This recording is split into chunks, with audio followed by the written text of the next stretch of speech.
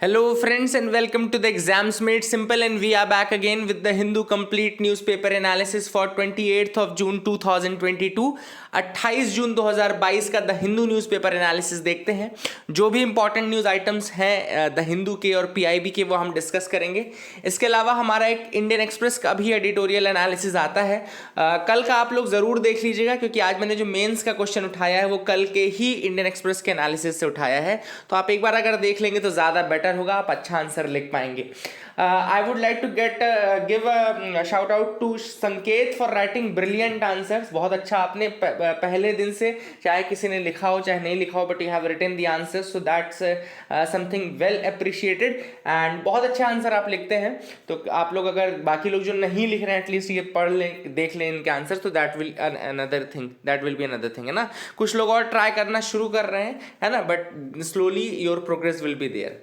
Start करते हैं सबसे पहले आज के सवालों के साथ। जैसा हम स्टार्ट करते हैं ऑब्जेक्टिव क्वेश्चंस के साथ, तो पहला जो ऑब्जेक्टिव क्वेश्चन है आज का वो है individual lava flows are normally only a few feet thick, but over a long period of time repeated flows में built up a volcano.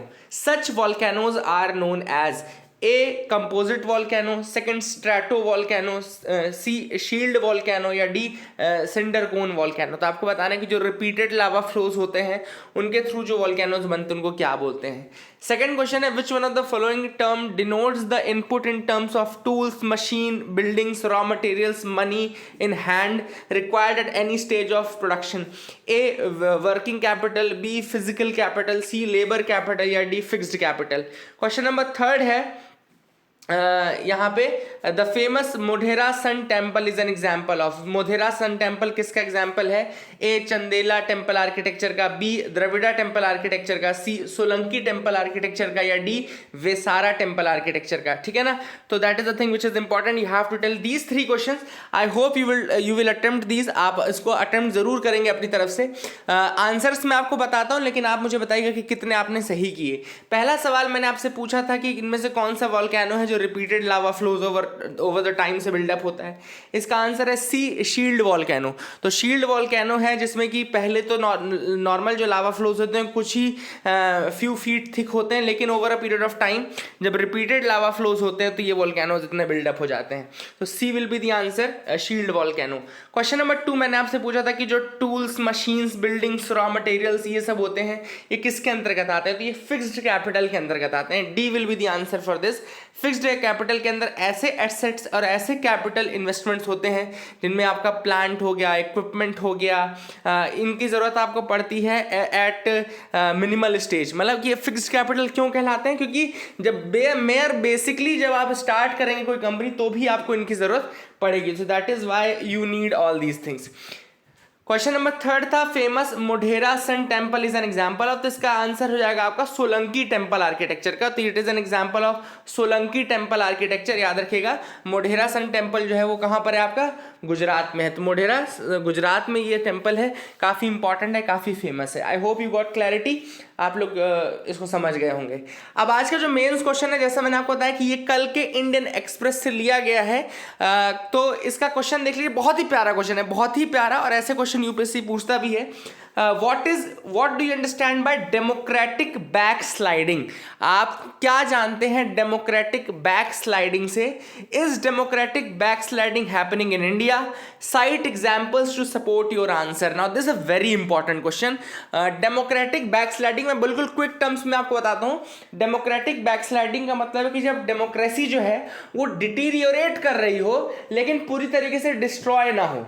Deteriorate हो रही हो लेकिन पूरी तरीके से डिस्ट्रॉय ना हो, उसको बोलते हैं डेमोक्रेटिक बैक स्लाइडिंग।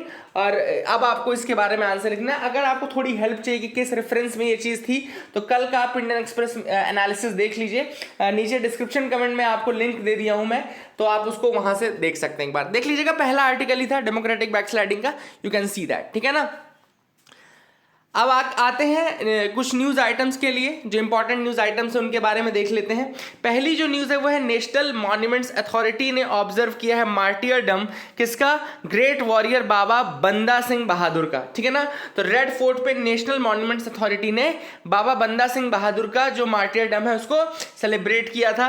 अब बाबा बंदा सिंह बहादुर थे कौन, उनके बारे में थोड़ा बता दूं। He was a great Sikh warrior, he was a great Sikh warrior and contributions की अगर हम बात करें तो he was commander of the Khalsa army who defeated the Mughals and liberated a large part of North India from the oppressive Mughal rule and established the Khalsa rule in Punjab. So he was the commander of Khalsa army and he defeated the Mughals at a later stage and he liberated a part of North India from the oppressive Mughal rule and established the Khalsa rule in Punjab.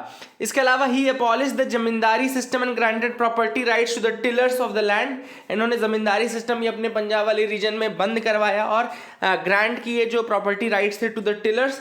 He introduced Nanak Shahi coins. तो Nanak Shahi coins जो हैं वो इन्होंने introduce करवाए थे, Nanak Shahi coins.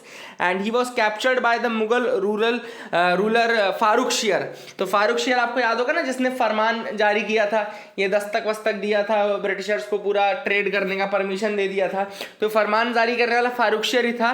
तो बाबा बंदा Singh Bahadur was captured bye Farooq शेर एंड वहीं पे उनको मार्टियरडम मिली, ठीक है ना। तो that is the thing which is important. कुछ फैक्ट्स थे जो आपको जानने जरूरी थे। Now second news is about carbon bombs. Carbon bombs क्या होते हैं और इन्वायरमेंटलिस्ट क्यों चाहते हैं कि इन कार्बन बॉम्ब्स को डिफ्यूज कर दिया जाए। तो बेसिकली कार्बन बॉम्ब्स बेसिकली क्या हैं, ऑयल एंड गैस प्रोजेक्ट्स, जो अभी ऑयल एंड गैस प्रोजेक्ट चलने वाले हैं या चल सकते हैं या फ्यूचर में जिनका यूज हो सकता है, उनको कार्बन टिकिंग बॉम्ब्स कहा जा रहा है कि ये कार्बन बॉम्ब्स है अपने आप में, ठीक है ना। ऑयल एंड गैस के जो प्रोजेक्ट्स हैं, ऑयल एंड गैस के यानी कि जो फॉसिल फ्यूल्स, ऑयल गैस ऐसे प्रोजेक्ट्स हैं, इनको कार्बन बॉम्ब्स कहा जाता है क्योंकि ये बहुत ज़्यादा कार्बन एमिशन अपने लाइफ टाइम में करने वाले हैं। A lot of carbon emission is going to be done through them in their lifetime, ठीक है ना। ऐसे लगभग 195 प्रोजेक्ट्स आइडेंटिफाई किए गए हैं US, Russia, West Asia, Australia, India, इन सब कंट्रीज को मिला करके, और कलेक्टिवली जो है ये इतनी ज़्यादा एमिशन करेंगे कि it will overshoot the limit given in the Paris agreement of 2015। मतलब इन 195 प्रोजेक्ट्स के अंदर इतनी कार्बन गैस कार्बन एमिशन इतना ज़्यादा हो सकता है जो कि आपका जो पेरिस एग्रीमेंट है उसके लिमिट्स को भी ओवरशूट कर देगा, ठीक है ना। तो ये काफ़ी इंपॉर्टेंट फैक्ट है। अब ये कार्बन बॉम्ब्स जो हैं इनको आप कैसे डिफ्यूज कर सकते हो, क्या कर सकते हो। तो यहाँ पे जो नेटवर्क है इन इन्वायरमेंटलिस्ट का, इन्होंने एक गोल बनाया जिसको बोलते हैं लिंगो। लिंगो ये लिख लीजिए, याद रख लीजिएगा, पूछा जा सकता है आपसे। लिंगो क्या है? LINGO leave it in the ground initiative. LINGO क्या है? Leave it in the ground initiative. Leave it in the ground initiative मतलब आप सबको पता है कि फॉसिल फ्यूल जो है वो अर्थ के अंदर से निकलते हैं, मतलब भाई खुदाई करके निकालनी पड़ती है ना। आप सबको पता है डिगिंग होती है ऑयल एक्सप्लोरेशन के लिए भी, गैस एक्सप्लोरेशन के लिए भी, फॉसिल फ्यूल्स के लिए भी। तो leave it in the ground initiative यही बोलता है कि भाई इनको जमीन के अंदर ही रहने दो। Leave it in the ground initiative क्या बोलता है? इसे जमीन के अंदर ही रहने दो। अगर इसको आपने बाहर किया तो इट्स अ कार्बन बॉम्ब जो कि डिस्ट्रॉय कर देगा, ठीक है ना। तो that is the thing which is important. I hope you got clarity regarding that. अब यहाँ पे जैसे कुछ इंपॉर्टेंट प्रोजेक्ट्स आपको बताता हूँ, जैसे कारमाइकल कोल प्रोजेक्ट जो है वो ये आपका काफ़ी इंपॉर्टेंट है। अडानी ग्रुप ने इसको ओन किया। कारमाइकल ऑस्ट्रेलिया वाले पार्ट में चल रहा था, है ना। इसके अलावा छत्तीसगढ़ का गेवरा कोल माइंस हैं। गेवरा कोल माइंस छत्तीसगढ़ की हैं, कोल इंडिया द्वारा है।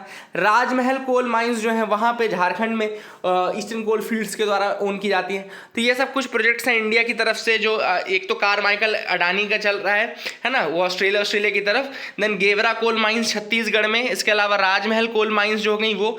तो ये सारे प्रोजेक्ट्स को आइडेंटिफाई किया गया है इसमें, ठीक है ना। तो I hope you got clarity regarding that. And LINGO जो प्रोजेक्ट है बेसिकली वही है कि आप इसको ग्राउंड में रहने दें, है ना, एंड पूरी तरीके से आप रिन्यूएबल एनर्जी का यूज़ करें, वही सोल्यूशन है। अगली न्यूज है 2022 यूएन ओशियन कॉन्फ्रेंस की, जो कि लिस्बन पोर्चुगल में हो रही है, ठीक है ना। याद रखिएगा, मिनिस्ट्री ऑफ अर्थ साइंसेज ने पार्टिसिपेट किया है 2022 की UN ocean conference, 2022 UN ocean conference, जो कि कहाँ पे हो रही है, लिस्बन पोर्चुगल में हो रही है। अभी क्या है ओशियन कॉन्फ्रेंस, तो it is co hosted by the government of Kenya and government of Portugal. तो government of Kenya and government of Portugal ने इसको को होस्ट किया है। एम इसका है to propel much needed science based initiative solutions which are aimed at starting a new chapter of global ocean action। obviously cooperation को बढ़ाना है, इनोवेटिव सॉल्यूशंस निकालने हैं जिनसे कि ओशियंस की प्रोटेक्शन की जा सके और ओशियंस को फ्यूचर जनरेशंस के लिए प्रिजर्व करके रखा जा सके। तो कुल मिलाकर के ऐसी चीजें आपको ढूंढनी है इसमें। थीम इस बार की थी scaling up ocean action based on science and innovation for implementation of goal 14।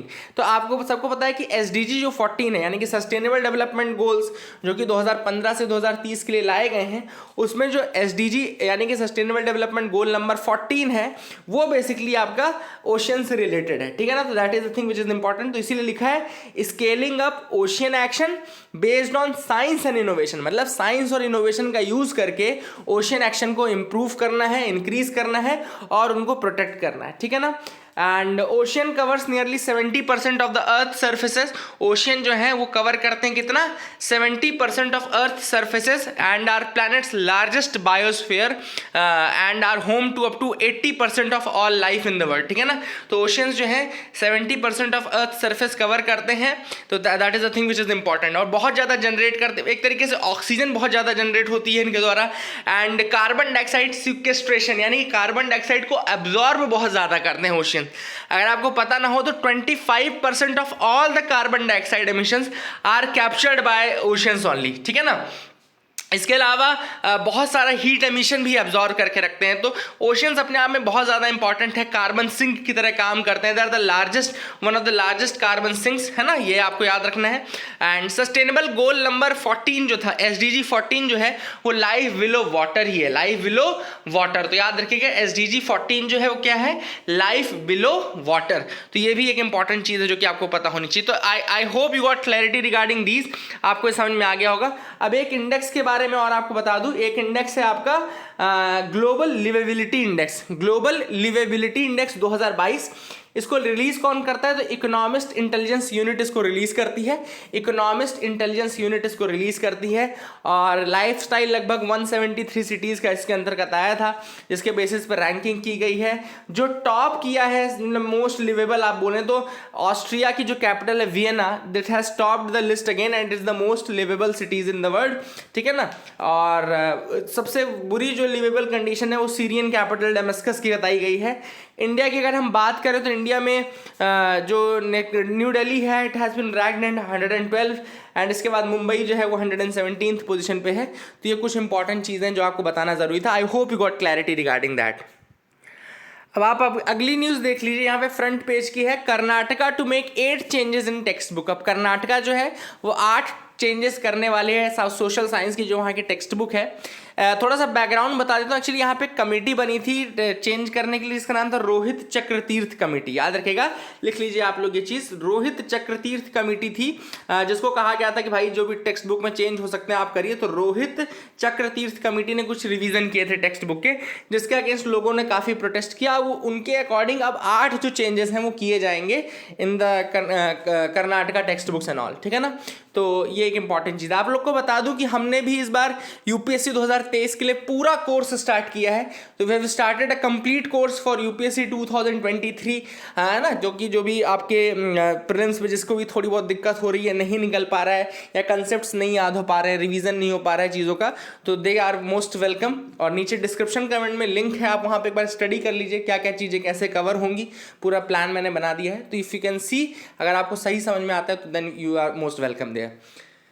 तो अभी 8 चेंजेस कौन कौन से हैं वो एक एक करके हम देख लेते हैं। सबसे पहले let's discuss about that. 8 changes मैंने पूरे यहाँ पे लिख दिए हैं, वैसे हिंदू में तो नहीं आया था लेकिन when I went to the website वहाँ मिल गए, तो एक बार देख लेते हैं। पहला जो चेंज है वो क्लास 9th की बुक में किया गया है। वहाँ पे डॉक्टर BR अम्बेडकर के नाम के आगे संविधान शिल्पी, आर्किटेक्ट ऑफ द कॉन्स्टिट्यूशन शब्द जोड़ा गया। वो पहले हटा दिया गया था रोहित चक्रतीर्थ कमेटी के द्वारा, लेकिन अभी संविधान शिल्पी जो शब्द है वो ऐड कर दिया गया है। देन इसके बाद सोशल साइंस क्लास 7 की जो किताब है उसमें रीइंस्टेट प्रोज ऑन भक्ति पंथ एंड सूफीज, तो भक्ति पंथ एंड सूफीज के लिए जो लिखा है वो रीइंस्टेट किया गया है।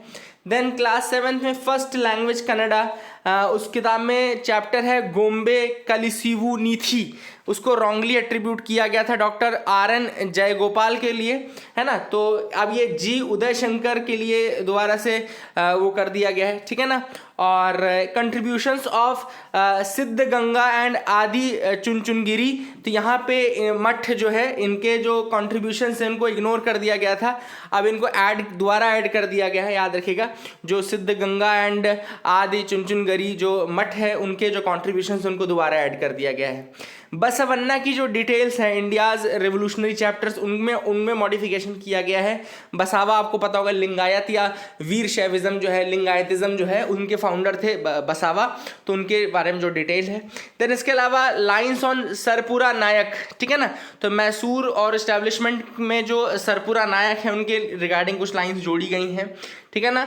और integration of Karnataka and border disputes जो हैं उसमें फोटोग्राफ जो है कुवेम्पू एंड हुलगोल नारायण राव की उनको इंक्लूड किया गया है, ठीक है ना। तो ये कुछ चीज़ें हैं, these are the some of the changes. कुछ आपको पता होंगे, कुछ आपको नहीं पता होंगे, but these are the changes which were there in the Karnataka textbook, है ना। I hope you got clarity regarding that as well. आगे मूव कर सकते हैं आप यहाँ पे मेरे साथ बहुत इजीली। आप यहाँ पे जो भी मैं छोड़ता जा रहा हूँ उसको आप बिल्कुल वो मत सोचिएगा कि ये बहुत ज़रूरी है, छोड़ दिया सर ने, आप उसको इत्मीनान से छोड़ सकते हैं। एनालिसिस में इससे ज़्यादा ट्रस्टवर्दी आपको कहीं नहीं मिलेगा, मैं गारंटी दे रहा हूँ, है ना। सेम कोर्स में भी आपको रहेगा। जब आप UPSC का कोर्स देखेंगे, जो स्टैटिक पोर्शन मैं पढ़ाऊँगा, तो आप उस वहाँ पर रियलाइज़ करेंगे कि अब जो आपकी अंडरस्टैंडिंग बनेगी वो थोड़ा अलग लेवल की बनेगी। तो दैट इज़ माई गारंटी, है ना। यहाँ पे देख सकते हैं states freebies and the cost of fiscal profligacy, ये जो आर्टिकल है, अब ये लिखा है D सुब्बा राव जी ने, है ना। D सुब्बा राव जी कौन है आप सबको पता होना चाहिए, है ना। अगर नहीं पता तो जस्ट गूगल इट आउट, एक बार आप देख लीजिए D सुब्बा राव जी के बारे में। States freebies and cost of fiscal profligacy, अब ये जो आर्टिकल लिखा गया है, इसमें आर्टिकल में सबसे पहले ऑथर ने बात की है अभी रिसेंटली जो आम आदमी पार्टी ने कैंपेनिंग की थी पंजाब में, उसमें उन्होंने कहा था कि 1,000 रुपये हर महिला को दिया जाएगा टू द स्टेट। अगर एक परिवार में 3 महिलाएं तो 3,000 रुपये, 1,000 रुपये तीनों को दिया जाएगा। तो ऑथर ने कहा कि ये जो फ्रीबीज हैं ये जो है पॉलिटिक्स में बहुत ज़्यादा, ये पॉलिटिक्स के लिए तो अच्छे हैं कि आपने अनाउंस कर दिया, लोग खुश हो गए, लोगों ने आपको वोट दे दिया, तो पॉलिटिकली अगर आप देखें तो it is very good initiative. लेकिन आप इकोनॉमिकली देखें, इकोनॉमिक फ्रंट पे तो इसके बहुत सारे नुकसान हैं। तो this is what the author says कि जो फ्रीबी कल्चर है, this growing freebie culture, it is not very good for the economy of the state और overall economy of the country, ठीक है ना। तो इलेक्टोरल प्रॉमिस तो आप कर देते हैं, लेकिन उसमें आप फिर इकोनॉमी का नहीं सोचते। सबसे पहली चीज़ इसमें क्या क्या चीज़ें आप नहीं सोचते, एक तो ये नहीं सोचते कि आपको कितना पैसा बोरो करना पड़ेगा। आपने फ्री भी तो अनाउंस कर दिया है, जो आपने बोरो किया है या जो आप इस तरह से करेंगे उसका बर्डन किसके ऊपर पड़ेगा, टैक्स पेयर के ऊपर पड़ेगा। तो बाकी टैक्स पेयर भाई क्यों इसका भार बियर करे, है ना। तो these are some of the things which you do not think. And public money है ऑब्वियसली, आप इसको देखो, एक कहावत है, एक कहावत ये है कि अगर you teach someone, you give someone fish, it will feed him for a day. You teach someone how to fish, it feeds them for generations, है ना। तो आप किसी को केवल फिश ला करके दे दोगे अगर, है ना, तो it will feed them for 1 day, but if you teach them how to fish then it will feed them for generations to come। तो ये एक इंपॉर्टेंट चीज़ है कि आप फ्रीबीज जो देते हो इस तरीके से, ये थोड़े समय के लिए तो ठीक है, लेकिन अगर आप उनको जॉब दे दो, ज़्यादा बढ़िया कोई स्किल उनको प्रोवाइड कर दो rather than giving them money, तो ये ज़्यादा बेटर रहेगा फॉर देयर डेवलपमेंट, है ना। ये उनके लिए ज़्यादा बेटर रहेगा। तो यही चीज़ यहाँ पे ऑथर ने कही है कि instead of wasting these money, instead of giving freebies in like these, you should have invested in their education, their skill development और देयर जॉब्स, है ना। That is the thing which was there. अब author ने कहा है कि government ने जो बोरो किया है उसको इन्वेस्ट करना चाहिए फिजिकल या सोशल इंफ्रास्ट्रक्चर में। अगर आप कहीं ऐसी जगह पे इन्वेस्ट करो जो दोबारा ग्रो करके ये चीज़ मनी बैक करे, तब तो आपका मतलब है ना भाई, रेवेन्यू भी तो जनरेट करना है ओवरऑल आपको। अब आप क्या कर रहे हो, इतना सारा अमाउंट आप दे रहे हो, लेकिन वो क्या है, वो एंड हो जा रहा है वहाँ पे, उसके बाद उसका कुछ रिटर्न नहीं मिल रहा है आपको, है ना। और 1,000 से कुछ होता भी नहीं है, और इतना देने से आप दूसरी फैमिली मतलब कुल मिला करके उसको दोबारा अपने ऊपर इन्वेस्ट करके अपनी ग्रोथ तो नहीं कर रही है कि 1,000 का 2,000 बना रही है, तो पैसा इकोनॉमी में बढ़ रहा है। तो that is the thing which is there. आपको इंफ्रास्ट्रक्चर में खर्चा करना चाहिए, आप जॉब जनरेट करने की कोशिश करो, है ना। आप लोन ले लेकर के, पैसा ले लेकर के और ज्यादा अपने आप को डेट में डाल रहे हो, है ना।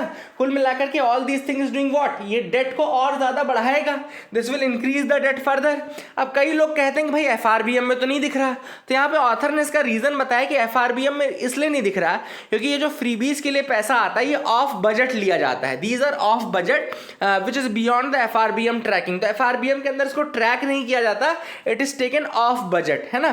तो इसका जो मोडस ऑपरेंडी होता है कि states borrow these money in the on the books of their public enterprises, तो वो पब्लिक इंटरप्राइजेस की बुक्स में इसको बोरो करते हैं। It is of the FRBM list और ये ऑफ बजट होता है, ठीक है ना।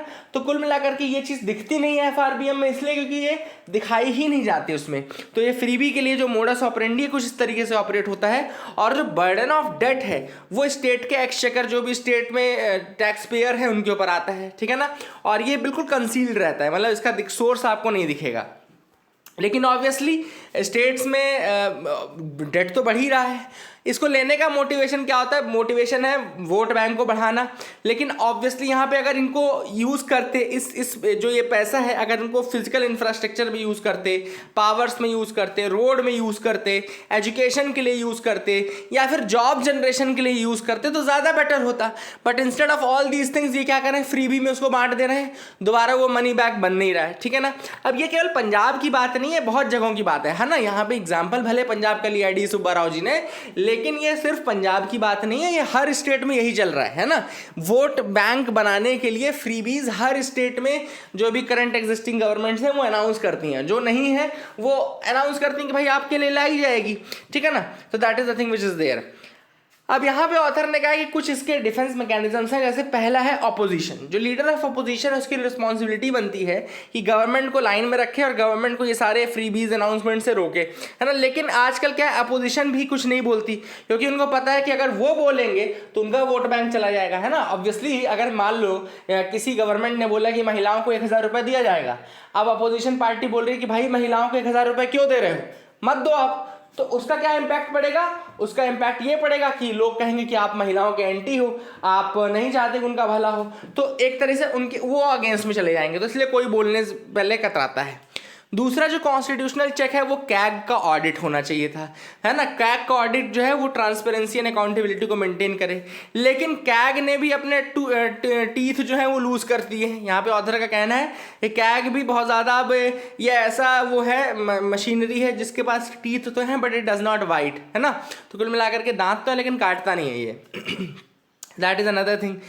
इसके अलावा जो मार्केट है उसके अंदर पोटेंशियल है कि वो चेक करें, है ना। तो मार्केट देख कर को भी आपको सिग्नल मिलना चाहिए, जो मार्केट है, मार्केट में ग्रोथ का क्या हो रहा है, लोन के कारण आपकी जो इकोनॉमी है उसका क्या हो रहा है, तो इन सारी चीज़ों को देख करके भी आप समझ सकते हैं। लेकिन स्टेट्स वही है कि रिस्पॉन्सिबिलिटी तो लेते नहीं है, states do not take the responsibility on themselves, है ना। तो ओवरऑल इकोनॉमी की जब आप हेल्थ बिगड़ेगी तो वो क्या होता है, they start doing the blame game कि मेरे स्टेट से नहीं हो रहा, वो तो बिहार वाले ने किया है, बिहार वाला बोलेगा नहीं यूपी वाले ने किया, यूपी वाला कहेगा नहीं छत्तीसगढ़ ने किया है। तो ये सारी चीज़ें हैं, तो ये कहलाता है, ये जो फिस्कल प्रॉफिलिगेसी कहलाती है, ये मतलब इस तरीके से जो पैसे का वेस्टेज है इसको क्या बोलते हैं, फिस्कल प्रॉफिलिगेसी। लेकिन इसकी जो कॉस्ट है बहुत ज़्यादा पड़ सकती है स्टेट्स को।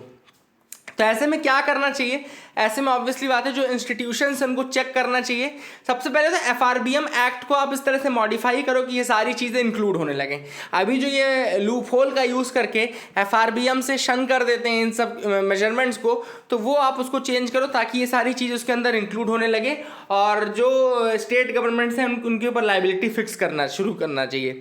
दूसरा आपको ये देखना चाहिए कि आप अगर सेंटर से आपको परमिशन लेनी चाहिए, कोई भी आपको चीज़ बोरो करनी है, कहीं से भी आपको बोरो बोरो करनी है तो स्टेट्स को क्या है, states are required to take centre's permission when they borrow, ठीक है ना, कॉन्स्टिट्यूशन के अंदर तो यही है कि स्टेट्स को परमिशन लेनी है। अब centre should not hesitate to impose conditionalities. Simple सी बात यह है कि स्टेट्स के ऊपर ऑलरेडी मैंडेट है कि उनको परमिशन लेनी है सेंटर से जब भी उनको लोन लेना है। तो जब भी वो लोन लेने के लिए मांगें तो आपको डरना नहीं है और आप उनके ऊपर कंडीशंस इम्पोज करें, आप कंडीशनैलिटीज़ इम्पोज करें और उनको बोलें कि भाई हमको इतने टाइम पीरियड में इतना ये सारी चीज़ें रिटर्न करनी है। तो कुल मिलाकर के उनके ऊपर भी एक प्रेशर आएगा, है ना। तो that is the thing which is there. और इसके अलावा आपको ये सोचना है कि भैया एक और चीज़ आपके पास है, फिनेंशियल इमरजेंसी। अगर आपको लगता है कि किसी स्टेट ने अपनी लिमिट्स क्रॉस कर दी हैं, है ना, फिस्कल प्रूडेंस नहीं दिखाया है, तो ऐसे में आपके पास बिल्कुल एक मेजर है फिनेंशियल इमरजेंसी का, do not hesitate to use that major, है ना। तो यहाँ पे ऑथर ने ये सारी चीज़ें बोली। I hope you got clarity.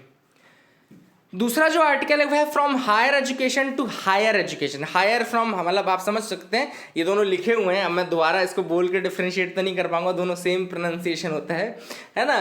तो from higher education to higher education ये है, ऑथर ने कहा कि जो शिफ्ट होता जा रहा है। अभी रिसेंटली यूजीसी ने क्या बोला है, यूजीसी ने कहा है कि ओपन यूनिवर्सिटी, जो ओपन यूनिवर्सिटीज़ होती है ना, जहाँ पे मतलब आप डिस्टेंस लर्निंग कोर्स करते हो, डिजिटली फॉर्म में करते हो या कुछ ऐसा करते हो, मतलब आपको वहाँ पे जाके नहीं करना पड़ता, आप डिस्टेंस लर्निंग कोर्स ले सकते हो या फिर इस समय इस तरह से ऑनलाइन या डिजिटल फॉर्मेट में कर सकते हो, ठीक है ना।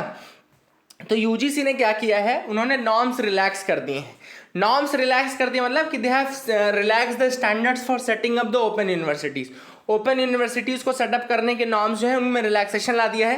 पहले जो लैंड रिक्वायरमेंट थी वो 40 एकड़ की थी, अगर आपको ओपन यूनिवर्सिटी खोलनी है तो 40 एकड़ आपके पास लैंड होना चाहिए। अब उसको घटा करके 5 एकड़ कर दिया गया है। नाउ दिस इज जस्ट 5 एकड़ कि अगर 5 एकड़ आपके पास लैंड है तो आप ओपन यूनिवर्सिटी खोल सकते हैं।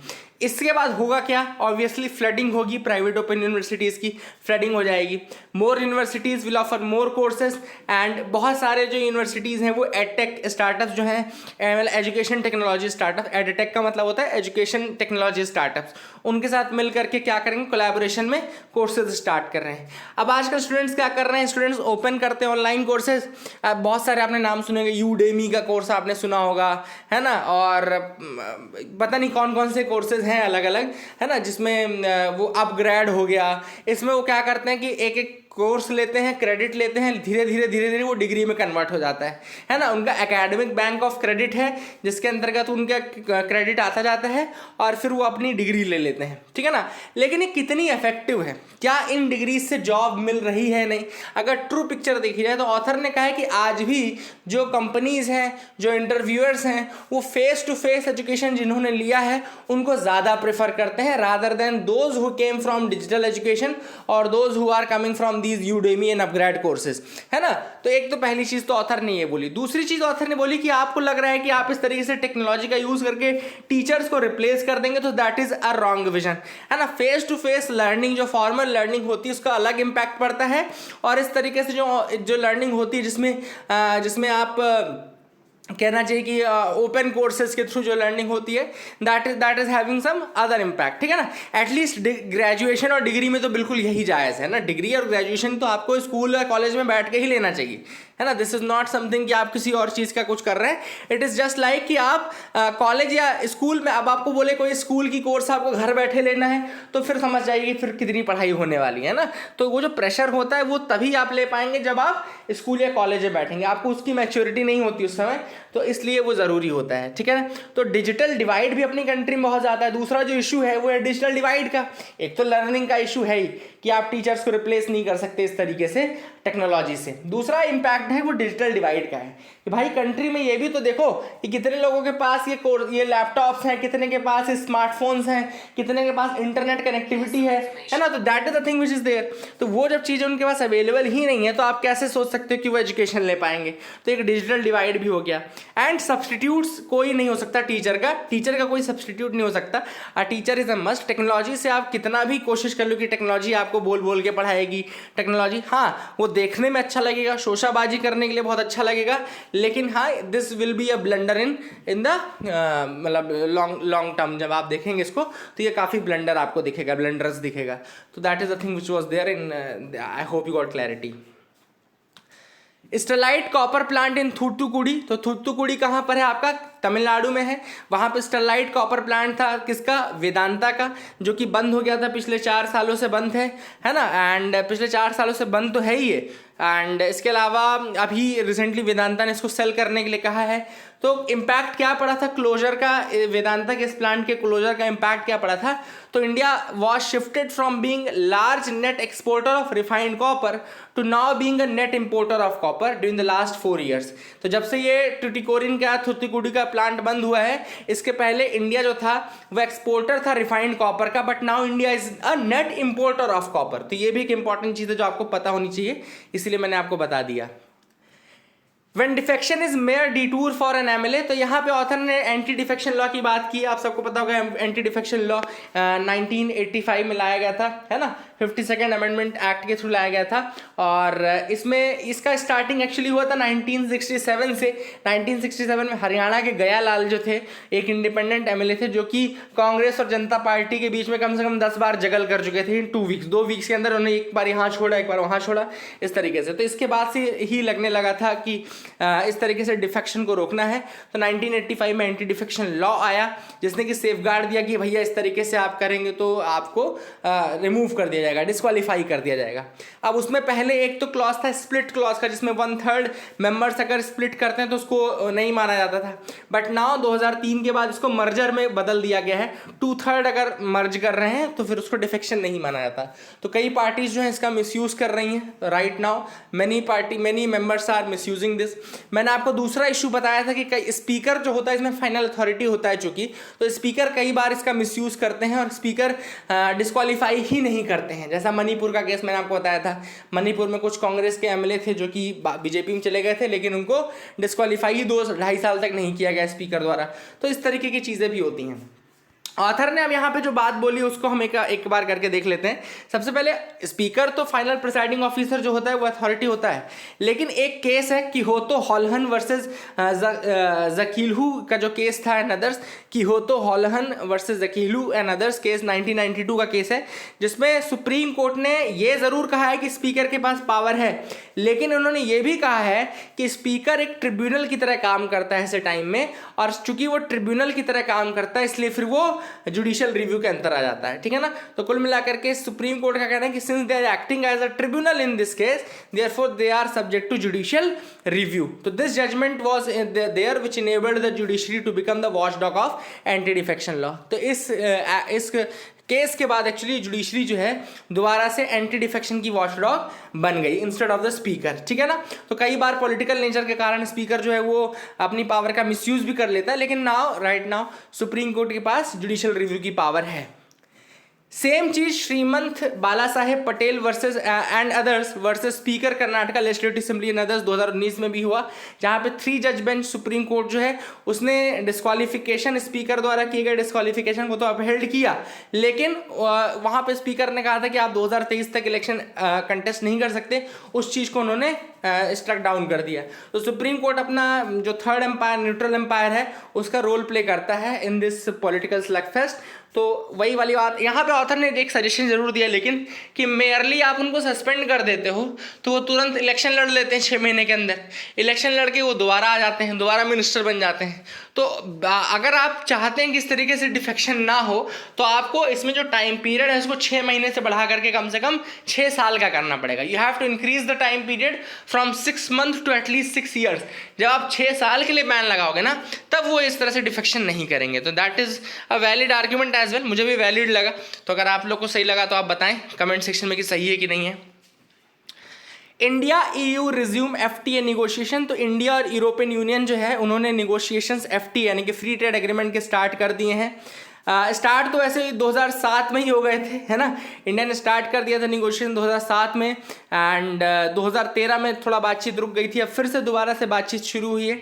FTA क्या होता है? फ्री ट्रेड एग्रीमेंट होता है, एक पैक्ट होता है 2 कंट्रीज़ के बीच में, जिसके थ्रू वो एग्री करते हैं कि बैरियर्स को रिड्यूस करना है ताकि एक कंट्री से दूसरी कंट्री में एक्सपोर्ट इम्पोर्ट बढ़ सके, है ना। और जो भी बैरियर्स हैं, जो भी टैरिफ्स हैं, उनको रिड्यूस किया जाता है, उनको हटाया जाता है, ठीक है ना। तो free trade is basically that, and ये अपोजिट होता है इकोनॉमिक प्रोटेक्शनिज्म के। प्रोटेक्शनिज्म में अपोजिट आप करते हैं, ठीक है ना। वर्ल्ड बैंक ने अप्रूव किया है $250 मिलियन का loan to boost India's road safety. India की रोड सेफ्टी को इंप्रूव करने के लिए वर्ल्ड बैंक ने $250 मिलियन का जो लोन है वो गवर्नमेंट ऑफ इंडिया को दिया है for road safety and all. तो I hope you got clarity regarding that as well. International bank for reconstruction and development है जिसने ये लोन दिया है, तो ये सारी चीज़ें इंपॉर्टेंट है। आई hope you got clarity. So that is it for the day friends. Keep loving us, keep sharing अस। और अगर आपको यूपीएससी 2023 के कोर्स के लिए हमसे जुड़ना है तो please you are welcome and till then bye bye.